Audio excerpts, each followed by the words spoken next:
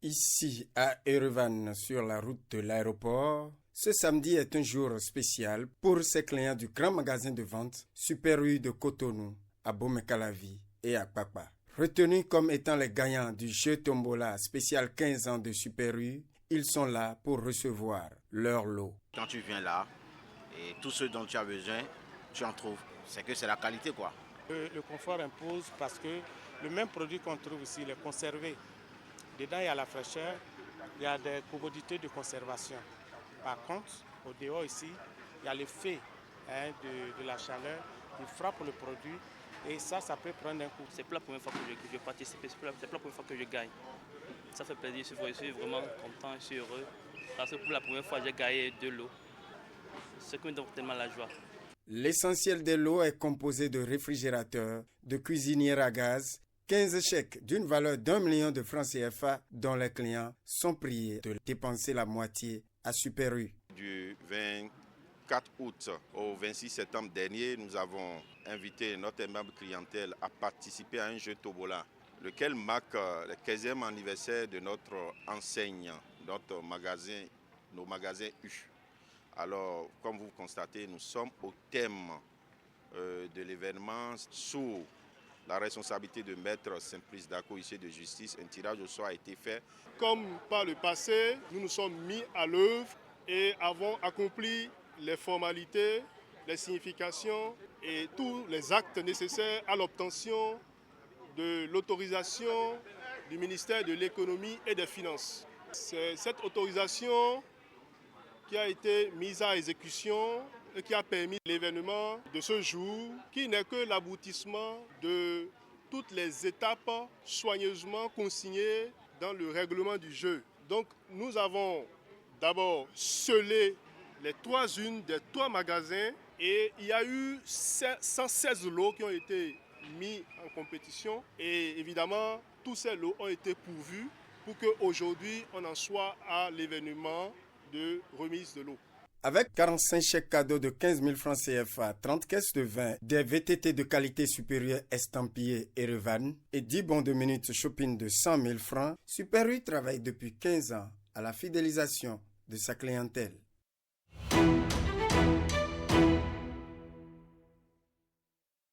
Une initiative qui crée un environnement où l'excellence est valorisée. Chaque meilleur étudiant de l'école supérieure de management du Bénin est récompensé et célébré suite à l'obtention des résultats exceptionnels aux examens scolaires et nationaux. L'école supérieure de management a toujours obtenu des résultats très élogieux d'admissibilité avec un taux supérieur à 90%, toutes filières confondues. Ceci grâce à la qualité de l'enseignement, le professionnalisme des membres de l'administration et surtout l'engagement et la motivation des apprenants en direction desquels nous organisons chaque dernier vendredi du mois un séminaire spécialisé sur le coaching, la motivation, l'entrepreneuriat et le développement personnel. L'utilisation des outils numériques peut favoriser la diversification des ressources pédagogiques. Nos écoles doivent privilégier la pédagogie active ou l'apprentissage par action qui permet d'introduire les sujets scolaires de façon plus attrayante auprès des élèves, en particulier les sciences qui sont présentées par les petites expériences auxquelles les élèves peuvent participer et reproduire. Des approches qui peuvent transformer le système éducatif en un espace dynamique, inclusif pour plus de performances au sein des apprenants.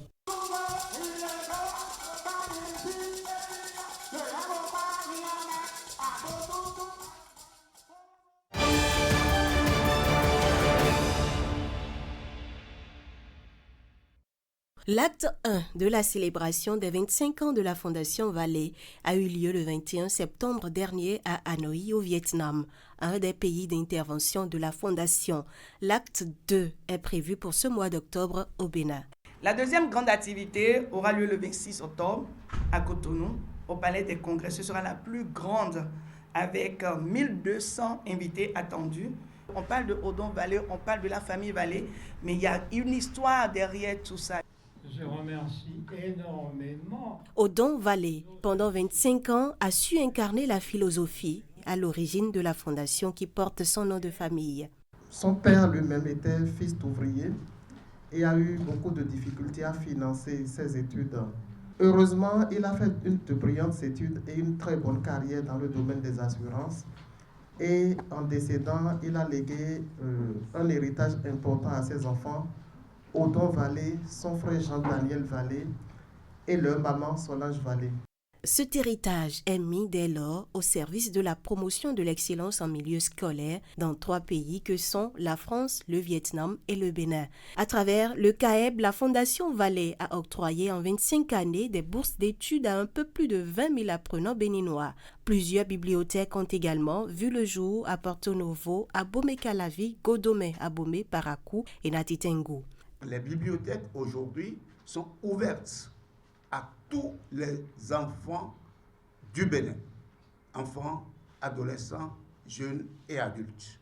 L'association Bénin Excellence bénéficie du soutien financier de la Fondation Vallée qui l'aide à mettre en œuvre divers projets. À travers l'association Bénin Excellence, la Fondation Vallée est présente aussi sur les volets culture, intelligence artificielle et médecine sociale. En 2023, c'est environ 35 000 consultations médicales gratuites organisées au profit de 18 000 détenus dans les prisons civiles du Bénin sur initiative de la Fondation.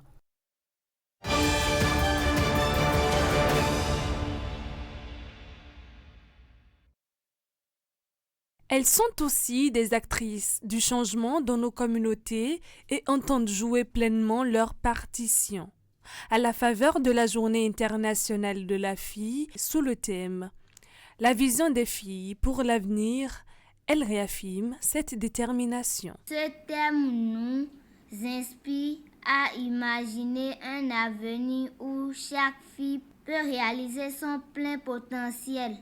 Un avenir où les filles ne sont pas seulement présentes dans les salles de classe, mais où elles sont également leaders, innovatrices et bâtisseuses d'un secteur agro-pastoral plus prospère et plus durable. Un chapelet de doléances auxquelles s'ajoute leur peur face aux violences basées sur le genre. À cet effet, elles ont reçu cette promesse de l'Institut national de la femme, celle de les protéger contre les représailles de tout genre. Pour les questions relatives aux conditions attractives, l'accessibilité, la réduction des frais de scolarité, la question d'un logement adapté pour les filles et autres, je vous promets que je transmettrai au ministère en charge des enseignements secondaires, techniques et de la formation professionnelle. Je transmettrai vos doléances. Nous verrons ensemble, eux particulièrement, moi pour accompagner, quelles dispositions peuvent être prises pour apporter des réponses.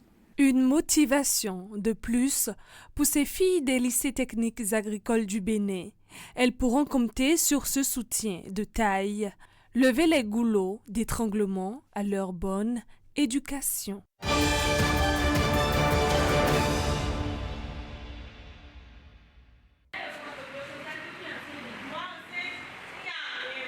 Et pourtant, la jeune fille est bien enceinte. L'auteur de la grossesse, un chauffeur, va refuser de la reconnaître. Des scénarios du genre sont légion dans nos communautés. C'est cette réalité que les jeunes filles ont décidé de peindre à l'occasion de leur journée. Et je pense que c'est maintenant que le travail commence, de penser comment est-ce qu'on va pouvoir vraiment tenir compte de cette parole tout au long de l'année, comment est-ce qu'on va pouvoir être alliés des jeunes filles. J'ai pas peur pour vous, les jeunes filles et jeunes femmes, j'ai entendu, vous êtes fortes, vous avez pu donner votre message. Mais nous, les adultes là dans la pièce, comment est-ce qu'on peut être alliés tous les jours pour pouvoir, ne pas être un obstacle à ces rêves des jeunes filles nous-mêmes, mais aussi pouvoir être des alliés pour lever les obstacles éventuellement qui sont dans leur chemin.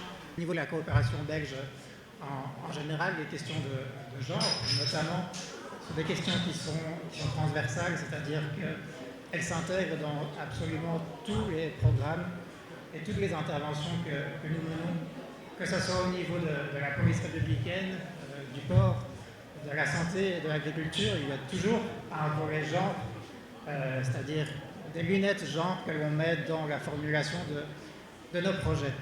Et dans le nouveau programme, on a voulu mettre l'accent sur l'éducation et la sensibilisation. En milieu scolaire, justement, un suivi est fait pour le métier des filles à l'école.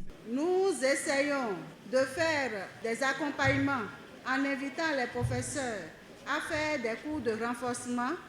Et à côté de ça, l'ONG Plan Bénin, le projet Suède et d'autres projets nous aident à accompagner l'enfant, surtout la fille, dans nos différents collèges. La place de la fille, c'est soit à l'école ou soit dans une formation professionnelle. La place de la fille n'est pas auprès d'un mari.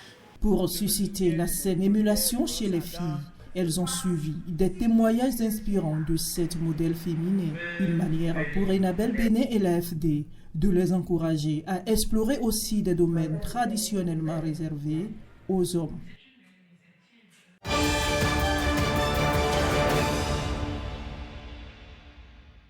Cette rencontre de Grand Popo fait suite à une série de formations sur le monitorage des médias, toujours avec les conseillers de l'Observatoire de la déontologie et de l'éthique dans les médias ODEM.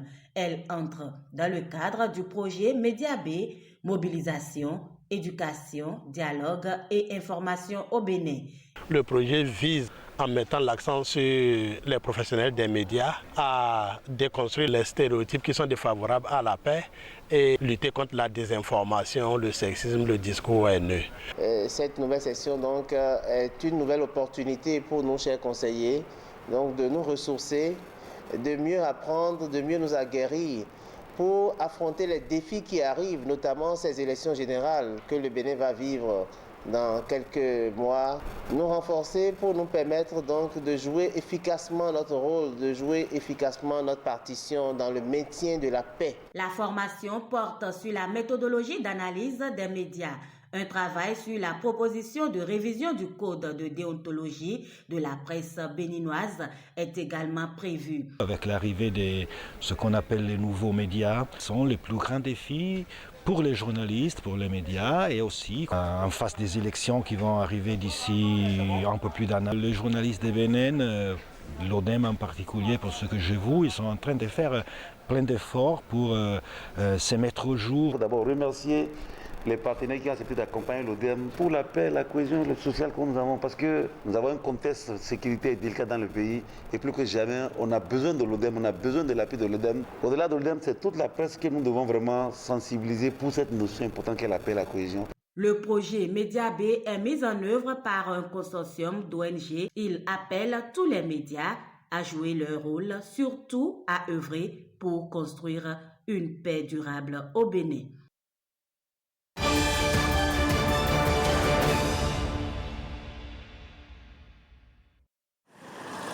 Parti de Tian, le général a parcouru environ 3 km pour atterrir à la mairie de Parakou. Sur son parcours, le général a salué les populations et échangé avec quelques citoyens. Bonjour le président. Bonjour monsieur le président. Bonjour. Vous savez, la mort étant une surprise, nous avons voulu aussi surprendre le peuple béninois. 9 ans après son décès, l'image du général reste encore intacte dans les mémoires. C'est quelqu'un qui est très humble. C'est un modèle parce que le matériel n'était pas son problème. Le président ne vit plus, ça nous fait mal. Pour rappel, Mathieu Kérékou prend le pouvoir en 1972 par la force et se justifie. La France a plus de 55 millions d'habitants, mais elle n'a qu'un président. Alors qu'au Dahomey, on est à peine 3 millions. 3 présidents, c'est trop. Nous sommes assez pauvres pour avoir 3 chefs. Le pays s'engage ainsi dans la révolution avec pour doctrine le marxisme-léninisme. En 1989, le régime tang et le pays au bord de l'effondrement. Kérékou convoque la conférence nationale et indique aux conférenciers le piège à éviter. Il n'est donc pas souhaitable pour les participants à cette conférence de disserter indéfiniment sur des notions de sciences politiques ou d'élaborer un répertoire de bonnes intentions dont la mise en œuvre se révélerait utopique sur le terrain. À l'issue des assises nationales, le Bénin se lance sur la voie du renouveau démocratique. Battu aux élections de 1991, le général se retire et s'éloigne de la sphère politique. En bon caméléon, Kérékou se mue en un démocrate bon teint et reprend le pouvoir en 1996 par les urnes. Après 2 mandats à la tête du pays, le général Kérékou passe le témoin en 2006 et entame sa retraite politique. Ce 14 octobre 2015, le général président s'endort définitivement à son domicile des Filao à Cotonou, devenu aujourd'hui les Jardins de Mathieu.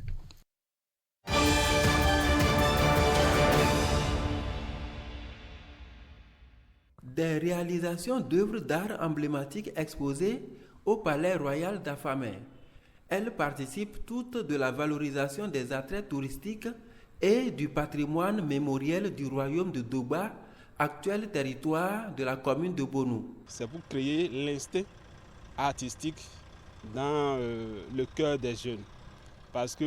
Et ça permet de revivre le passé, de faire des représentations qu'on ne voit plus dans le monde contemporain, mais qui existaient dans le passé.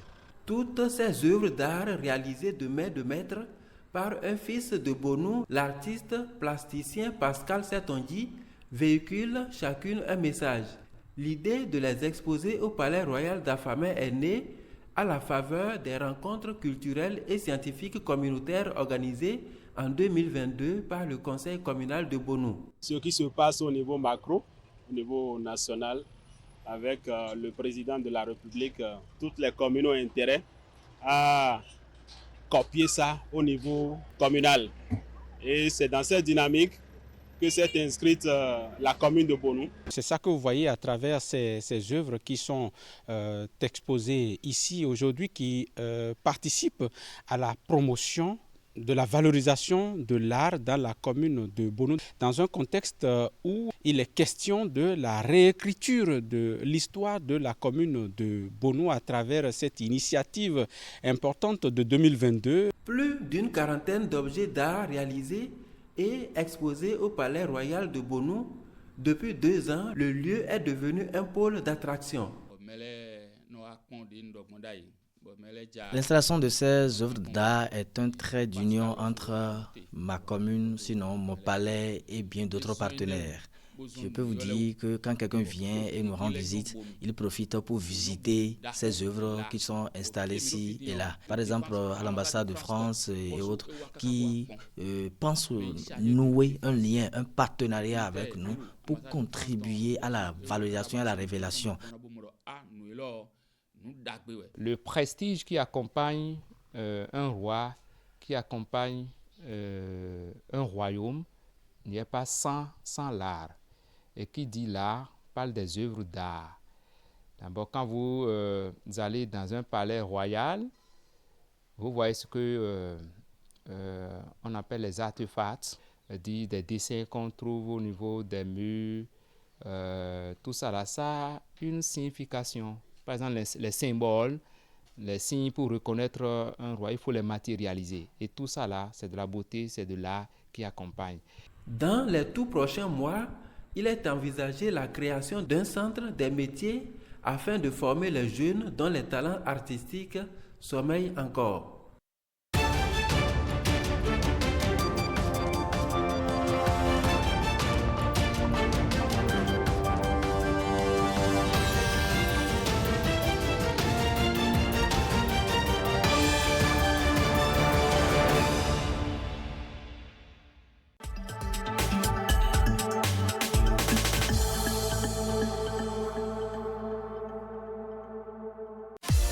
Avec la TNT Bénin, pas d'abonnement mensuel pour les chaînes du multiplex de base. En plus des chaînes télé et radio locales disponibles, retrouvez les chaînes internationales sur le bouquet TNT, dont TV5 Monde Afrique, TV5 et TV5 Monde Style. Procurez-vous votre kit TNT dans l'une des 117 mairies du pays ou contactez le 105 pour connaître le distributeur le plus proche. La TNT, c'est maintenant. samedi. Je vous emmène aujourd'hui dans la chaleureuse commune d'Avrancourt. Nous sommes dans le département de l'Ouémé et nous allons découvrir le mets culte de cette commune. Si je dois mettre un mets en exergue, c'est un mets propre à nous ici. La cassa dans les feuilles, la sauce graine. C'est des repas exceptionnels au niveau d'Avrancourt. Pour faire le feu, on va démarrer.